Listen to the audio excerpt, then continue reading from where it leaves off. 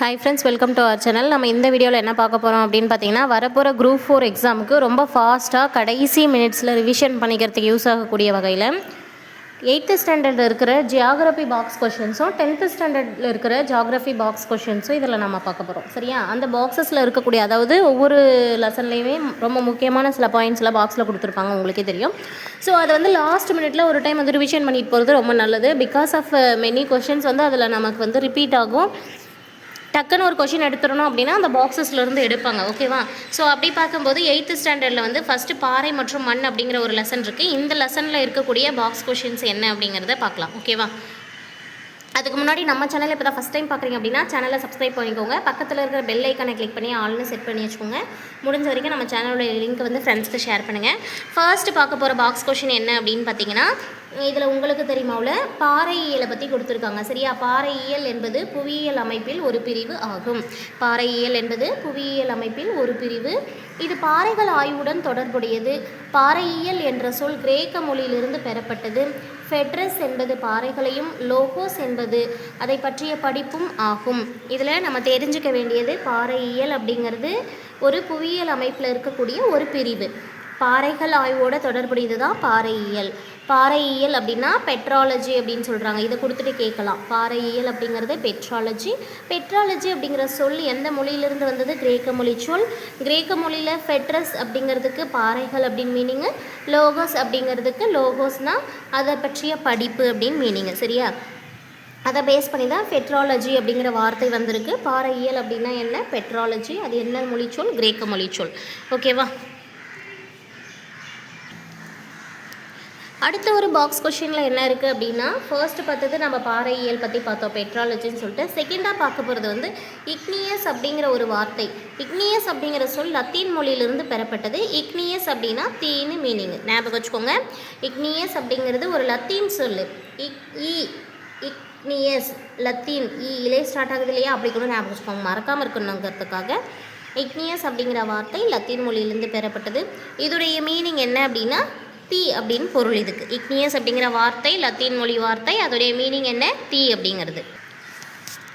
அடுத்தது தேர்டாக பார்க்க போகிற உங்களுக்கு தெரியுமாவில் என்ன இருக்குது அப்படின்னு பார்த்தீங்கன்னா, இத்தாலியில் உள்ள மவுண்ட் வெசூலியஸ் அப்படின்னு சொல்லக்கூடிய மவுண்ட் ஸ்ட்ராம்போலி மற்றும் மவுண்ட் எட்னா ஹவாய் தீவுகளில் உள்ள மவுனோலோவா மற்றும் மவுனாகியா ஆகியவை உலகின் முக்கியமான செயல்படும் எரிமலைகள். இந்த பாக்ஸில் நம்ம பார்க்குறது மெயினாக எதை பற்றி பார்க்குறோம் அப்படின்னா, மிக முக்கியமாக உலகில் இருக்கக்கூடிய முக்கியமான செயல்படும் எரிமலைகளை இதை பார்க்குறோம்.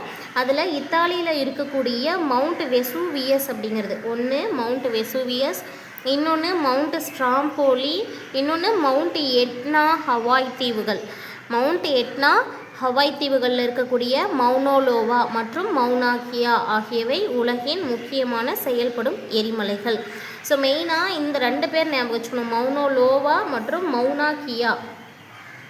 மவுனோலோவா, மவுனாகியா இதுதான் எந்த மாதிரியான தீவுகளில் இருக்கக்கூடிய முக்கியமான செயல்படும் எரிமலைகள்னு பார்த்தோம்னா, இத்தாலியில் இருக்கக்கூடிய Mount Vesuvius, Mount Stromboli, Mount Etna Hawaii தீவுகளில் இருக்கக்கூடிய மவுனோலோவா மற்றும் மவுனாகியா ஆகியவை உலகின் முக்கியமான செயல்படும் எரிமலைகள் ஆகும். அடுத்ததாக பார்க்குறது எதை பற்றி அப்படின்னு பார்த்தீங்கன்னா, படிவு பாறைகள், நிலக்கரி, எண்ணெய், இயற்கை வாயு இதெல்லாம் உருவாக்குறதுக்கு தேவையான ஒரு முக்கிய ஆதாரமாக இருக்குது அப்படின்னு சொல்லியிருக்காங்க. அதாவது நம்ம பயன்படுத்துகிறோம் இல்லையா, நிலக்கரி பயன்படுத்துகிறோம், எண்ணெய்கள் பயன்படுத்துகிறோம், இயற்கை வாயு, ஓகேவா, LPG liquid petroleum gas, natural gas இந்த மாதிரி பயன்படுத்துகிறோம். அதில் இயற்கை வாயு சொல்லியிருக்காங்க. சரியா? நிலக்கரி, எண்ணெய் மற்றும் இயற்கை வாயு இந்த மாதிரியான இயற்கை வளங்களை உருவாக்குறதுக்கு மெயினாக பயன்படுறது எது அப்படின்னு பார்த்தீங்கன்னா, படிவு பாறைகள் தான். படிவு பாறைகளை ஒரு ஆதாரமாக வச்சு தான் நிலக்கரி, எண்ணெய் மற்றும் இயற்கை வாயு போன்ற இயற்கை வளங்கள் உருவாக முக்கிய ஆதாரங்களாக இருக்குது. இது பார்த்திங்கன்னா ரொம்ப முக்கியமான ஒரு கொஷின். உலகில் இருக்கக்கூடிய படிவு பாறைகள்லேயே மிகவும் பழமையான படிவுப்பாறை, அதாவது காலத்தால் முந்தியது மிக பழமையான படிவுப்பாறை எங்கே இருக்குதுன்னு பார்த்திங்கன்னா கிரீன்லாந்தில் இருக்குது. அந்த கிரீன்லாந்தில் கண்டுபிடிக்கப்பட்டிருக்கிற இந்த பழமையான படிவுப்பாறையுடைய வயது அப்படின்னு எடுத்துக்கிட்டோம்னா 3.9 பில்லியன் ஆண்டுகள் என மதிப்பிடப்பட்டுள்ளது. 3.9 பில்லியன் ஆண்டுகள் என்று மதிப்பிடப்பட்டுள்ளது. ஞாபகம் வச்சுக்கோங்க, உலகத்திலேயே இருக்கிறதுலையே படிவுப்பாறைகளில் மிகவும் பழமையான படிவுப்பாறைகள் எங்கே இருக்குது? கிரீன்லாந்தில் இருக்குது. அதோடைய வயது என்னன்னு கேட்டாங்கன்னா 3.9 பில்லியன் ஆண்டுகள். அடுத்து பாருங்க, உலக அதிசயங்களில் ஒன்றான இந்தியாவில் இருக்கக்கூடிய தாஜ்மஹால் உருமாறிய பாறையிலிருந்து உருவான வெள்ளை பளிங்கு கற்களால் கட்டப்பட்டது. அதாவது நம்ம இந்தியாவில் பார்த்திங்கன்னா ரொம்ப ஃபேமஸாக இருக்கக்கூடிய உலக அதிசயம் எது? தாஜ்மஹால். அந்த தாஜ்மஹால் வந்து என்ன மாதிரியான கற்களால் கட்டப்பட்டதுன்னா வெள்ளை பளிங்கு கற்கள், அதாவது ஒயிட் மார்பிள்ஸ் அப்படின்னு சொல்லுவாங்க. இந்த வெள்ளை பளிங்கு கற்களால் தான் தாஜ்மஹால் முழுமையாக கட்டப்பட்டிருக்கு. இது வந்து உருமாறிய பாறைகளிலிருந்து உருவானது. ஓகேவா? உருமாறிய பாறைகளிலிருந்து உருவான வெள்ளை பளிங்கு கற்களால் கட்டப்பட்டது. நெக்ஸ்ட் இந்த கேள்வி பாருங்கள், ரொம்ப சுவாரஸ்யமாக இருக்கும். சலவை கற்கள், அதாவது நம்ம மார்பிள்ஸ் அப்படின்னு சொல்லுவோம் இல்லையா, இந்த சலவை கற்கள் எல்லாமே வந்து மேக்சிமம் கட்டுமானத்திற்காகவும் சிற்ப வேலைப்பாடுகளுக்காகவும் பயன்படுத்தப்படுது. இந்த சலவை கற்கள் பரவலாக அழகான சிலைகள், அலங்கார பொருட்கள், குவளை மற்றும் சிறிய பரிசு பொருட்கள் தயாரிக்க பயன்படுகின்றன.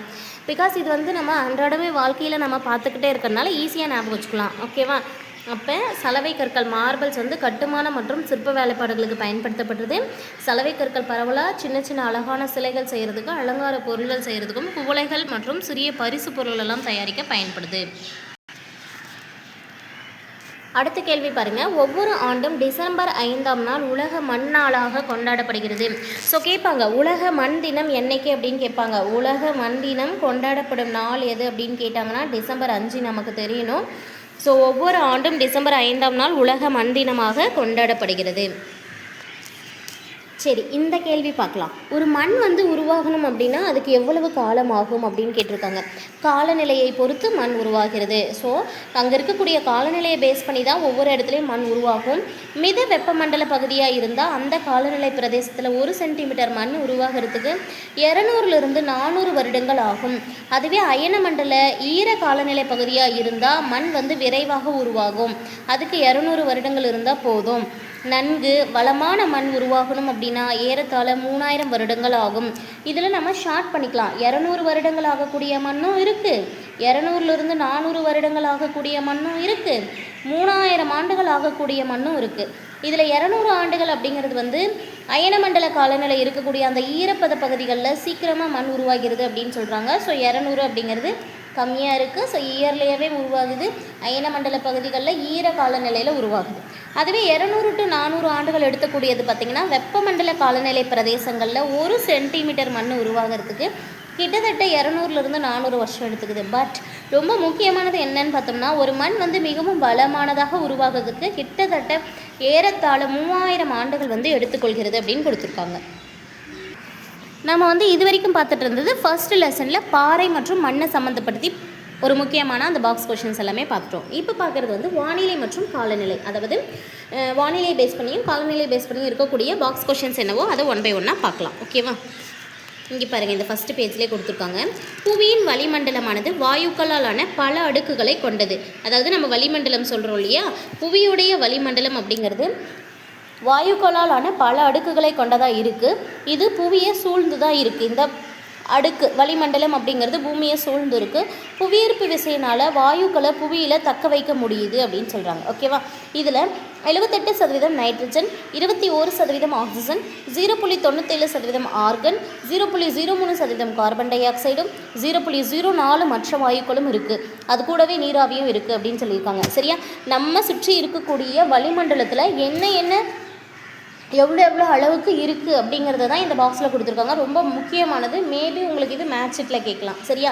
புவியின் வளிமண்டலமானது வாயுக்களாலான பல அடுக்குகளை கொண்டது. ஓகே, அது புவியை சூழ்ந்தே இருக்கிறது. புவியின் ஈர்ப்பு விசையால் வாயுக்களை புவியில் தக்க வைக்க முடிகிறது. 78% nitrogen, 21% oxygen, 0.97% argon, 0.03% carbon di oxide, 0.04% மற்ற வாயுக்கள், அது மட்டும் இல்லாமல் நீராவியும் இது கூட இருக்குது அப்படின்னு சொல்லியிருக்காங்க. ஓகேவா? இதை நம்ம வந்து ஆர்டர் பற்றி பார்க்கணும் அப்படின்னு பார்க்கும்போது நம்ம எப்படி எடுத்துக்கலாம்? 0.03, 0.04, அப்புறம் 0.97, அதுக்கு பிறகு 21, 78. இந்த 21 அப்படிங்கிறது O2, 78 அப்படிங்கிறது N2, 0.97 அப்படிங்கிறது வந்து பார்த்திங்கன்னா ஆர்கன். ஓகேவா? ஆர்கன். 0.04 அப்படிங்கிறது வந்து பார்த்திங்கன்னா மற்ற வாயுக்கள், 0.03 அப்படிங்கிறது கார்பன் டை ஆக்சைடு. ஓகேவா? ஸோ இது வந்து நீங்கள் ஒரு இடத்துல எழுதி படிச்சு வச்சுக்கோங்க. மேபி இதை மேட்ச் ஷீட்டில் கேட்க வாய்ப்பு இருக்குது. அடுத்து பாருங்கள், ரொம்ப முக்கியமானது கிளைமேட். ஓகேவா? கிளைமேட் அப்படிங்கிற வார்த்தை கிளைமா அப்படிங்கிற கிரேக்க மொழியிலிருந்து வந்தது. கிளைமேட், கிளைமா, கிரேக்கக்கு நீங்கள் க்ரீக் அப்படின்னு போடாமல் சிஏ ஞாபகம் வச்சுக்கோங்களேன். அப்போ கிளைமேட், கிளைமா, கிரேக்க மொழி அப்படின்னு ஞாபகம் சொல்லும். ஓகேவா? இதில் கிளைமோ அப்படின்னு சொல்லக்கூடிய வார்த்தை வந்து தமிழில் சாய்வு கோணம் அப்படின்னு மீனிங்கா. கிளைமோ அப்படின்னா என்ன அர்த்தம்? சாய்வு கோணம் அப்படின்னு மீனிங்கா. இதையும் பதிச்சு வச்சுக்கணும். நெக்ஸ்ட்டு பார்க்குறது என்ன அப்படின்னா வளியியல். வளியியல் அப்படின்னா வந்து காற்றை பற்றியது. வளியியல் அப்படிங்கிறது வானிலை அறிவியலுடைய ஒரு பிரிவு தான். காலநிலையியல் அப்படிங்கிறது காலநிலையின் அறிவியல் பிரிவு. வளியியல் அப்படின்னா வானியல் அறிவியலோட ஒரு பிரிவு. அதுவே காலநிலையியல் அப்படின்னா காலநிலையுடைய அறிவியல் பிரிவு. இது ஈஸியாக தான் இருக்குது நமக்கு. அதுலேயே இதுவுமே பாருங்கள் ரொம்ப முக்கியமானது. வெப்பநிலை செங்குத்தாகவும் கிடைமட்டமாகவும் வேறுபடுகிறது. வளிமண்டல கீழடுக்கில் வெப்பநிலை 1000 மீட்டர் உயரத்திற்கு 6.5 டிகிரி செல்சியஸ் என்ற அளவில் வெப்பநிலை குறைந்து கொண்டே செல்கிறது. இதனை வெப்ப குறைவு வீதம் என்கிறோம். இது வந்து ஆல்ரெடி கேட்ட கொஷின், டிஎன்பிஎஸ்சியில் ஆல்ரெடி கேட்ட கொஷின், ஞாபகம் வச்சுக்கோங்க. ஒவ்வொரு 1000 மீட்டருக்கும், ஓகேவா, ஒவ்வொரு 1000 மீட்டர் உயரத்திற்கும் எவ்வளவு வெப்பநிலை அளவு குறையுது அப்படின்னா 6.5 டிகிரி செல்சியஸ் அளவிற்கு வெப்பநிலை குறையும். வெப்பநிலை செங்குத்தாகவும் கிடைமட்டமாகவும் வேறுபடுகிறது. வளிமண்டல கீழடுக்க பொறுத்த வரைக்கும் வெப்பநிலை 1000 மீட்டர் உயரத்திற்கு 6.5 டிகிரி செல்சியஸ் அப்படிங்கிற வகையில் குறைஞ்சிக்கிட்டே வருது. இதனை வெப்ப குறைவு வீதம் அப்படின்னு நம்ம சொல்கிறோம். ஓகேவா?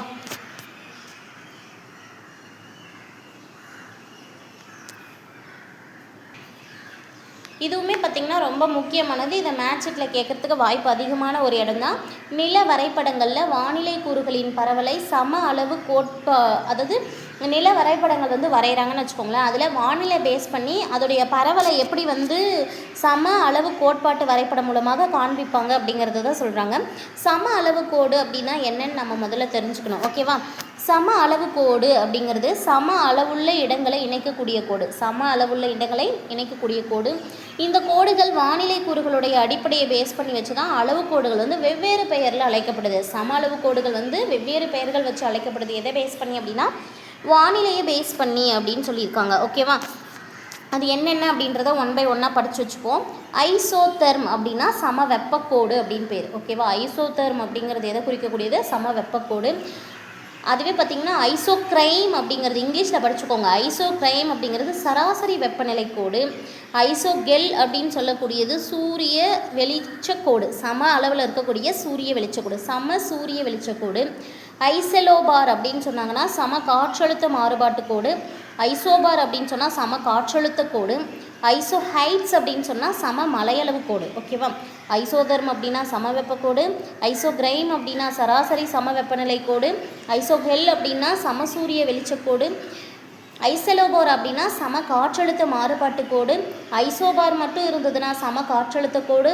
ஐசோஹைட்ஸ் அப்படின்னு இருந்ததுன்னா சம மலையளவு கோடு அப்படின்னு சொல்லிட்டு ஒவ்வொருத்துக்கும் ஒவ்வொரு பேர் இருக்குது. இந்த பேரை நீங்கள் 1 டைம் 2 டைம் படித்து நல்லா மெமரி பண்ணி வச்சுக்கோங்க. இது பாருங்கள், அதிகபட்ச வெப்பநிலைனா என்ன, குறைவான வெப்பநிலைனா என்னன்னு தெரியணும் இல்லையா? பூமியில் இருக்கிற பதிவாகக்கூடிய அந்த வெப்பநிலையில் மிக அதிகபட்ச வெப்பநிலை அப்படிங்கிறது வந்து 56.7 டிகிரி செல்சியஸ். அதாவது இதுவரைக்கும் வெப்பமான, அதாவது வெப்பத்தை வந்து பதிவு செய்கிறாங்க இல்லையா, அந்த மாதிரி பதிவு செய்யப்பட்டதில் இதுவரைக்கும் பதியப்பட்ட வெப்பநிலைகளில் மிக அதிகபட்ச வெப்பநிலையாக கருதப்படக்கூடிய வெப்பநிலை செல்சியஸில் சொல்லும்போது பார்த்திங்கன்னா 56.7 டிகிரி செல்சியஸ். அதுவே ஃபேரன்ஹீட்டில் சொன்னால் 134 டிகிரி ஃபாரன்ஹீட்.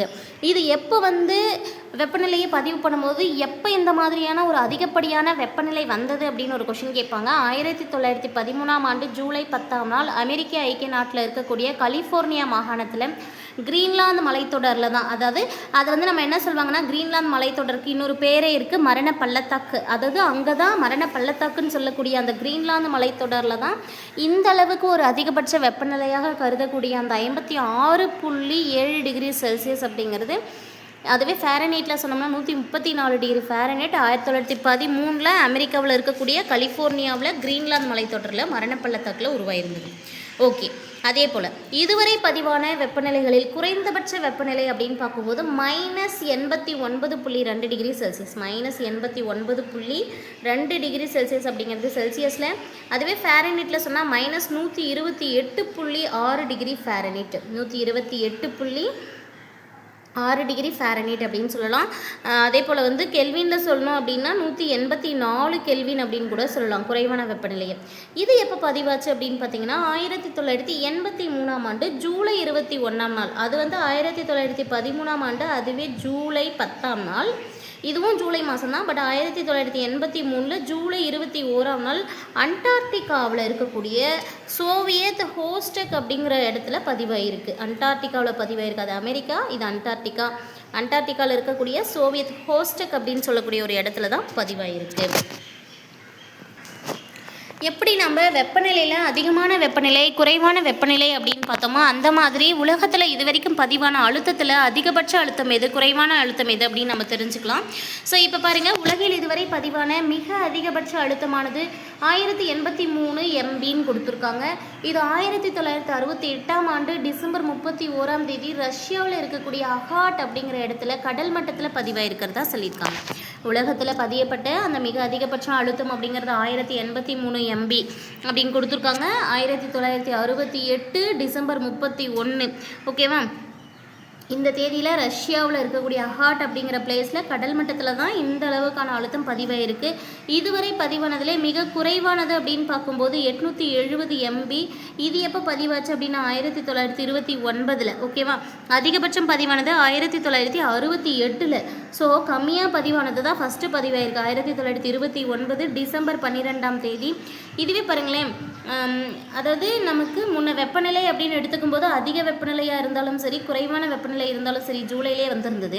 அதே மாதிரி தான் இங்கே அதிகமான அழுத்தமாக இருந்தாலும் சரி குறைவான அழுத்தமாக இருந்தாலும் சரி டிசம்பர் மாதமே இருக்குது. தேதி தான் மாறுது பாருங்களேன். 12ஆம் தேதி ஒன்று, 31ஆம் தேதி ஒன்று. ஸோ 12ஆம் தேதி அப்படிங்கிறது குறைவானது, 31ஆம் தேதின்றது அதிகமானது. வருஷத்துலேயும் 1929 அப்படிங்கிறது குறைவானது, 1968 அப்படிங்கிறது அதிகமானது. எவ்வளோ ஈஸியாக இருக்குது பாருங்கள். இந்த மாதிரி ஞாபகம் வச்சுக்கோங்க. இது எங்கே குறைவானது எங்கே பதிவாச்சு அப்படின்னா 870 MB ஆனது 1929 டிசம்பர் 12ஆம் தேதி பசிபிக் பெருங்கடலில் இருக்கக்கூடிய மரியானா தீவுக்கு பக்கத்தில் குவாம் அப்படிங்கிற ஒரு கடல் பகுதியில் உருவானதா டைபூனுடைய கண் பகுதியில் பதிவானதாக இருக்குது. ஓகேவா? டைபூனுடைய கண் பகுதியில் பதிவாகி இருக்குது. இந்த கேள்வி பாருங்கள், ரொம்ப முக்கியமான ஒரு டிஃப்ரெண்ட்டான கொஷினாக இருக்குது. நம்மளுடைய காதுகள் வந்து ஏன் உயரமாக போகும்போது நம்மளுடைய காதுகள் அடைச்ச மாதிரி இருக்குது அப்படிங்கிற ஒரு கொஷின் கேட்டிருக்காங்க. இப்போ நாம் வந்து பார்த்திங்கன்னா விமானத்தில் போகிறோன்னு வச்சுக்கோங்களேன். நம்ம விமானத்தில் போகக்கூடிய போது வளிமண்டல அழுத்தம் அப்படிங்கிறது நம்மளுடைய காதுகளில் இருக்கக்கூடிய காற்றோட அழுத்தத்தை விட குறைவாக உள்ளது. நம்மளுடைய காதுகளில் இருக்கக்கூடிய அந்த காற்றினுடைய அழுத்தத்தை விட வளிமண்டலத்தில் இருக்கக்கூடிய அழுத்தம் குறைவாக இருக்கிறதுனால காதுகள் வந்து இந்த இரண்டையும் சமப்படுத்தணும் அப்படிங்கிறதுக்காக அடைத்து கொள்கின்றன. இந்த நிகழ்வு விமானத்திலிருந்து கீழே இறங்கும் போது நிகழுது அப்படின்னு சொல்கிறாங்க. ஓகேவா? உலகிலேயே முதலாக காலநிலை வரைபடங்களின் தொகுப்பை அல் பலாஹி அப்படின்னு சொல்லக்கூடிய அரேபிய நாட்டு புவியியல் வல்லுநர் அரேபியா நாட்டு பயணிகள் கிட்ட இருந்து வாங்கி காலநிலை பற்றிய விவரங்களை சேகரித்து வெளியிட்டார் அப்படின்னு கொடுத்துருக்காங்க. உலகத்தில் ஃபஸ்ட்டு யார் காலநிலை வரைபடத்தை தொகுத்து கொடுத்தாங்க அப்படின்னா அல் பலாஹி அப்படின்னு சொல்லக்கூடிய ஒரு அரேபிய நாட்டு புவியியல் வல்லுநர் தான். அரேபிய நாட்டில் இருக்கக்கூடிய பல்வேறு பயணிகள் கிட்ட இருந்து காலநிலை பற்றிய விவரங்கள் எல்லாத்தையும் சேகரித்து ஒன்றா வச்சு காலநிலை வரைபடத்தை பற்றி ஒரு தொகுப்பை வெளியிட்டிருக்காங்க. அல் பலாஹி அப்படின்னு சொல்லக்கூடிய அரேபிய நாட்டு புவியியலாளர். இதில் பாருங்கள், காற்றுடைய அழுத்தம் குறைவதால் காற்றில் சுவாசிப்பதற்கான ஆக்சிஜனின் அளவும் குறையும் அப்படின்னு கொடுத்துருக்காங்க. காற்றில் அழுத்தம் குறையும் போது ஆக்சிஜனும் குறையும் அப்படின்னு கொடுத்துருக்காங்க. மிக உயரமான இடங்களில் காற்றில் ஆக்சிஜன் அளவும் காற்றின் அழுத்தமும் ரொம்ப கம்மியாக இருக்கும். அதனால தான் மனிதர்கள் வந்து உயரமான மலைப்பகுதிகளில் அதிகமாக வாழ முடியாமல் இறந்து போகிறாங்க அப்படின்னு சொல்லியிருக்காங்க. அதே போல் இந்த மலை ஏறுறாங்க இல்லையா, அவங்களும் மலையேறுபவர்கள் உயர்ந்த சிகரங்களில் ஏறக்கூடிய போது ஆக்சிஜன் உருளையை வந்து அவங்க கூடவே எடுத்து போவாங்க. அவங்க சிறிது கால அவகாசம் எடுத்துக்கொண்டு அதிக உயரங்களுக்கு தம்மை பழக்கப்படுத்தணும் இல்லையா. அது வரைக்கும் அழுத்தம் அதிகமான இடத்துலேருந்து அழுத்தம் குறைவான இடத்துக்கு அவங்க போகிறதுனால அவங்களுக்கு மூச்சு திணறல் ஏற்படும். விமானங்களில் செயற்கை அழுத்தத்தை உருவாக்கி பயணிகளை வந்து ஒரு வசதியாக சுவாசிக்க மாதிரி அமைச்சு வச்சுருந்துருக்காங்க. ஸோ உயரம் அதிகமாகும்போது பார்த்திங்கன்னா அழுத்தம் குறையும். அப்போ வந்து ஆக்சிஜனும் குறைஞ்சு போயிடும் அப்படின்னு சொல்கிறாங்க. இந்த கொஷின் பாருங்கள், பிரேசிலின் பெரும்பகுதியில் காற்றின் வேகம் குறைவாகவே உள்ளது. ஓகேவா, பிரேசில் எடுத்துக்கிட்டோம்னா அங்கே வந்து மேக்ஸிமம் காற்றுடைய வேகம் குறைவாக தான் இருக்கும்னு கொடுத்துருக்காங்க. ஆப்பிரிக்காவின் காஃபான், காங்கோ மற்றும் DR Congo, Sumatra, Indonesia, Malaysia ஆகியவை பூமியில் குறைந்த காற்று வீசும் பகுதி. இது கூட கேட்கலாம், அதாவது காற்று வந்து குறைவாக வீசக்கூடிய பகுதிகளில் ஏதாச்சும் ஒன்று மாற்றி கொடுத்துட்டு பொருந்தாதது எதுன்னு கேட்கலாம். ஸோ இப்போ இருக்கிற கொஷின்ஸ் எல்லாமே எவ்வளோ டஃப்பாக கேட்குறாங்க அப்படின்னு பார்க்கும்போதே உங்களுக்கு தெரிஞ்சிருக்கும். ஓகேவா, பூமியில் குறைந்த காற்று வீசும் பகுதிகள்னு எடுத்துக்கும் போது ஃபர்ஸ்ட் ஆப்பிரிக்காவுக்கு போயிடுறாங்க. ஆப்பிரிக்காவுடைய காஃபான், காங்கோ மற்றும் DR Congo, Sumatra, Indonesia, Malaysia இது எல்லாமே பார்த்திங்கன்னா காற்று வீசும் பகுதிகள், குறைவாக இருக்கக்கூடிய பகுதிகள் தான். இது வரைக்கும் பார்த்துட்டு இருந்தது வந்து பார்த்திங்கன்னா காலநிலை வானிலை சம்மந்தப்பட்ட ஒரு முக்கியமான சில பாயிண்ட்ஸ் எல்லாம் பார்த்தோம். இப்போ நீரியல் சுழற்சி சம்மந்தப்பட்டு இருக்கக்கூடிய முக்கியமான பாயிண்ட்ஸ் எல்லாம் பார்க்கலாம். ஓகேவா,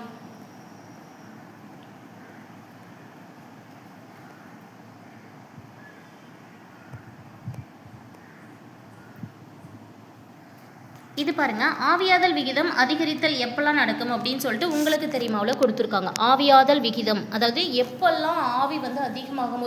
ஒரு திரவத்தை நம்ம கொண்டு போய், ஃபார் எக்ஸாம்பிளுக்கு தண்ணியை கொண்டு போய் வெயிலில் வைக்கிறோம் அப்படின்னா ஒரு 10 லிட்டர்ஸ் வைக்கிறோம், ஒரு டப்பை ஃபுல்லாகவே நம்ம நிரப்பி ஒரு 10 லிட்டர்ஸ் இருக்கக்கூடிய வகையில் நம்ம வைக்கிறோம், ஒரு ஃபுல் டே ஃபுல்லாக வச்சுட்றோம் அப்படின்னு பார்த்தீங்கன்னு வச்சுக்கோங்களேன், கண்டிப்பாக ஒரு கொஞ்சம் அளவாவது அந்த தண்ணியோடைய அளவு வந்து குறைஞ்சிருக்கும். என்ன இருக்குன்னா வெயில் அது ஆவியாக இருந்திருக்கும். ஸோ அந்த மாதிரி எந்த மாதிரியான சமயங்கள்லாம் ஆவியாதல் அதிகமாகும் அப்படிங்கிற மாதிரி கொடுத்துருக்காங்க. காற்றோட வேகம் அதிகரிக்கும் பொழுது கண்டிப்பாக ஆவியாதல் அதிகமாகும். ஸோ இதுக்கு நம்ம பெஸ்ட்டு எக்ஸாம்பிள்ஸ் வந்து பார்த்திங்கன்னா ட்ரெஸ் எல்லாம் நம்ம வளராமல் இருந்ததுன்னா கூட, ஈரமாக இருக்குது அப்படின்ற சமயத்தில் என்ன பண்ணியிருப்போம், சம்டைம்ஸ் வந்து ஃபேன் காற்றுல ஆற வச்சுருந்துருப்போம். ட்ரெஸ் அந்த ஈரத்தை வந்து டக்குன்னு வந்து இழுக்கணும் அப்படிங்கிறதுக்காக ஃபேனை வந்து ஸ்பீடாக வச்சுருப்போம். அப்போ இதுலேருந்து நம்ம என்ன தெரிஞ்சுக்கலாம், காற்றோட வேகம் அதிகமாகும் போது ஆவியாதல் விகிதமும் அதிகமாகுது. வெப்பநிலை அதிகரிக்கும் பொழுது யாரெல்லாம் இந்த மாதிரி வந்து ஃபீல் பண்ணியிருப்பீங்க அப்படின்னு எனக்கு தெரியல. இன்கேஸ் வந்து நம்மளாம் வந்து சின்ன வயசில் ஸ்கூல் போகும்போது வந்து பார்த்திங்கன்னா யூனிஃபார்ம்லாம் துவைச்சி போட்டிருப்போம். அடுத்த நாள் வந்து பார்த்திங்கன்னா பனியில் கொஞ்சம் அது ஈரமாக இருக்கும். அது உடனே வந்து என்ன பண்ணுவோம், அயன் பாக்ஸை வச்சு கொஞ்சம் அதில் இருக்கிற ஈடெல்லாம் வந்து வேகமாக ஆவியாகிற மாதிரி என்ன பண்ணியிருப்போம், ஹீட் பண்ணி அதை அப்புறம் தேய்ச்சிருப்போம் இல்லையா. அப்போ வெப்பநிலை அதிகரிக்கும் போதும் ஆவியாதல் அதிகமாகுது.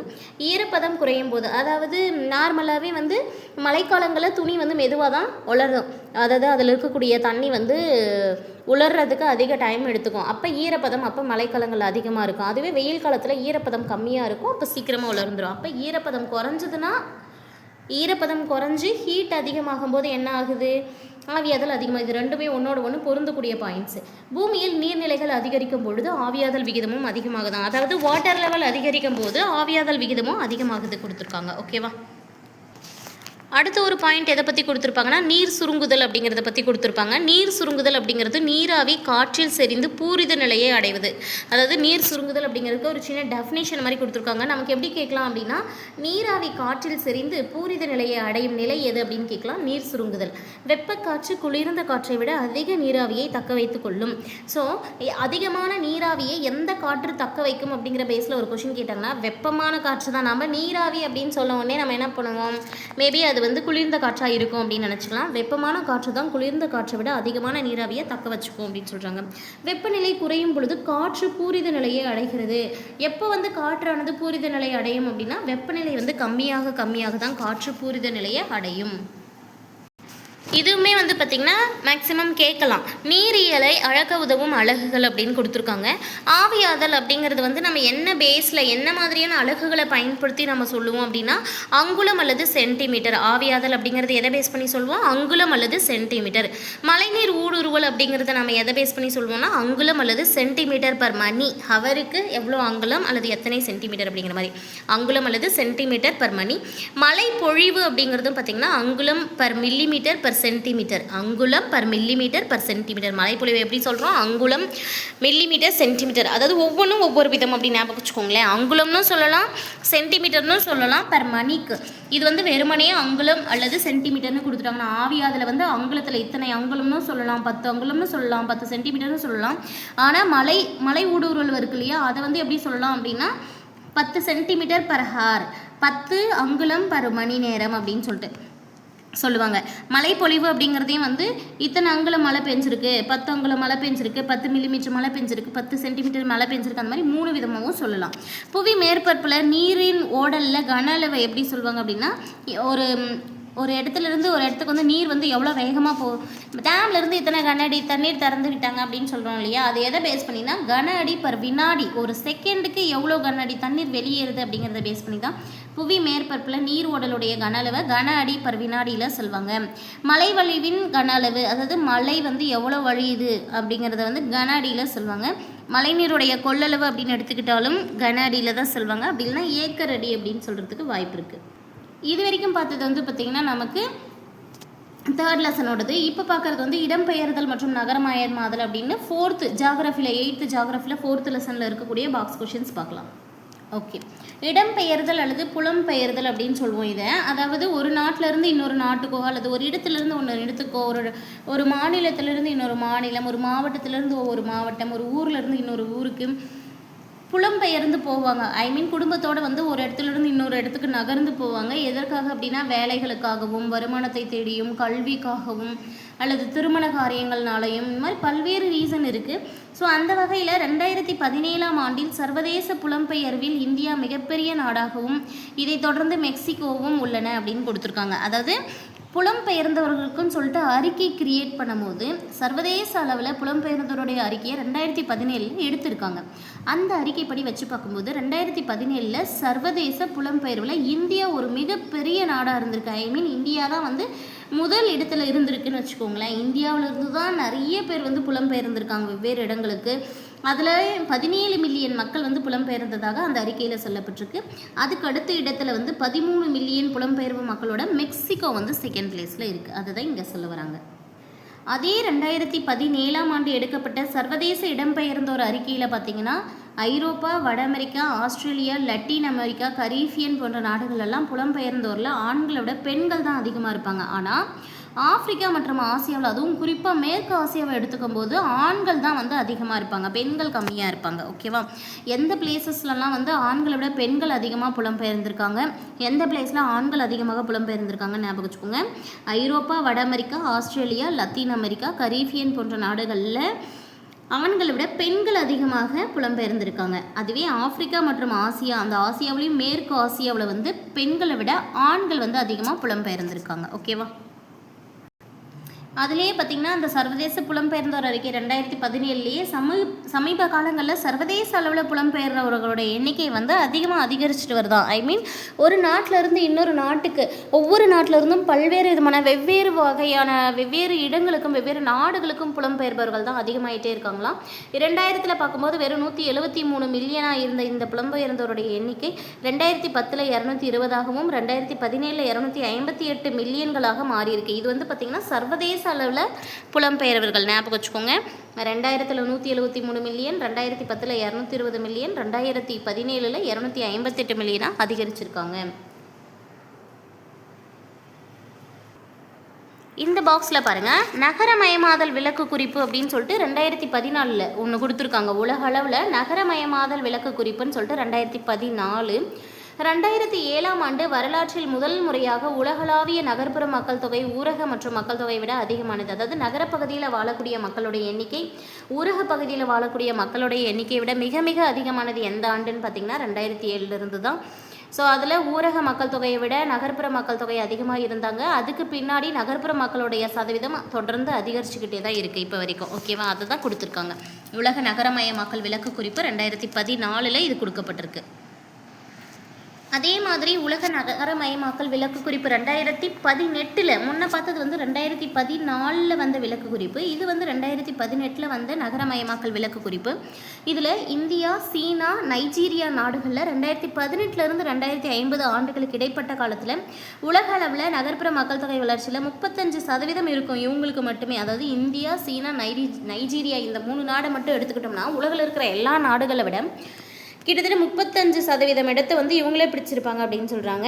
நகரமயமாதலில் இந்தியா 416 மில்லியன் நகர்ப்புற மக்கள் தொகையும், சீனா 255 மில்லியன் மக்கள் தொகையும், நைஜீரியா 151 மில்லியன் மக்கள் தொகையும் நகர்ப்புறவாசிகளாக அதிகரிக்கும்னு கணக்கிட்டிருக்காங்க. எப்போ அப்படின்னா 2050க்குள்ளாரன்னு வச்சுக்கோங்களேன். இந்தியாவில் எவ்வளோ சொல்கிறாங்க? 416 மில்லியன், சீனாவில் 255 மில்லியன், அதுவே பார்த்திங்கன்னா நைஜீரியாவில் 159 மில்லியன். ஞாபகம் வச்சுக்கோங்க, இது கூட மேட்சிக்கில் கேட்கலாம்.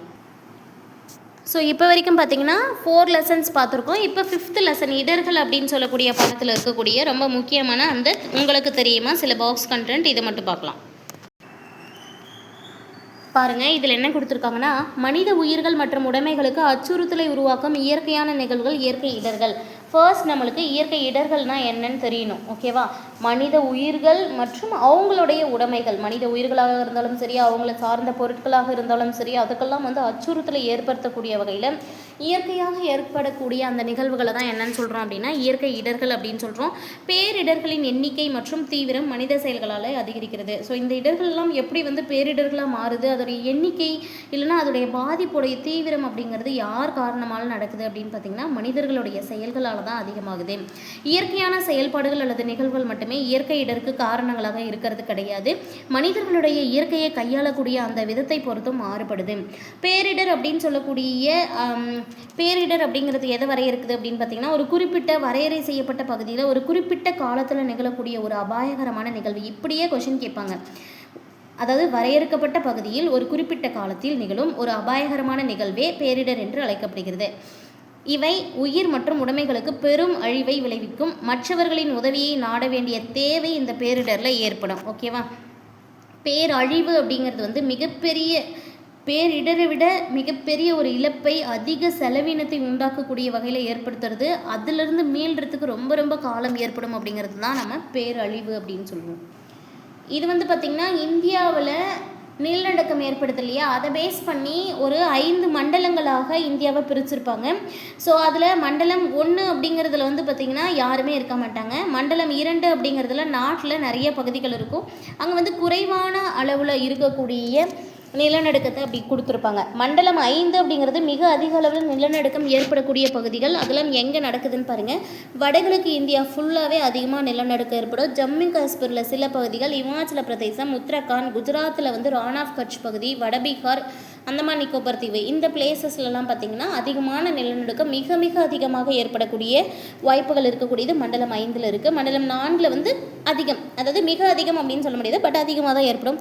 இங்கே சொல்லப்பட்ட ஜம்மு காஷ்மீரை தவிர்த்து மற்ற ஜம்மு காஷ்மீர் பகுதிகள், இமாச்சல பிரதேசம், தேசிய தலைநகரான புதுடெல்லி, வட சைடில் இருக்கக்கூடிய உத்தரப்பிரதேசம், பீகார், சிக்கிம், மேற்கு வங்காளம், குஜராத்தில் இருக்கக்கூடிய சில பகுதிகள், மேற்கு கடற்கரையை ஒட்டி இருக்கக்கூடிய சில வரையறுக்கப்பட்ட சில பகுதிகள், மகாராஷ்டிராவில் இருக்கக்கூடிய சில பகுதிகள், அது மட்டும் இல்லாமல் ராஜஸ்தான்லேயுமே இந்த அதிகமான நிலநடுக்கம் ஏற்படுது. மண்டலம் 3ன்னு பார்க்கும்போது மிதமானது, அதாவது ஓரளவுக்கு இருக்கும், ரொம்ப அதிகமாக இருக்காது, கம்மியாக இருக்காது, அந்த மாதிரி இருக்கக்கூடிய இடங்கள் கேரளா, கோவா, லட்சத்தீவு, உத்தரப்பிரதேசத்தின் சில பகுதிகள், குஜராத் மற்றும் மேற்கு வங்காளம், பஞ்சாபில் சில பகுதிகள், ராஜஸ்தான், மத்திய பிரதேசம், பீகார், ஜார்க்கண்ட், சத்தீஸ்கர், மகாராஷ்டிரா, ஒடிசா, ஆந்திர பிரதேசம், தமிழ்நாடு மற்றும் கர்நாடகா.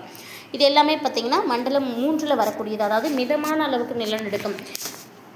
ஸோ ஓரளவுக்கு நம்ம சேஃபான பகுதியில் தான் இருக்கும் அப்படின்னு நம்ம நினச்சிக்கலாம். ஓகேவா?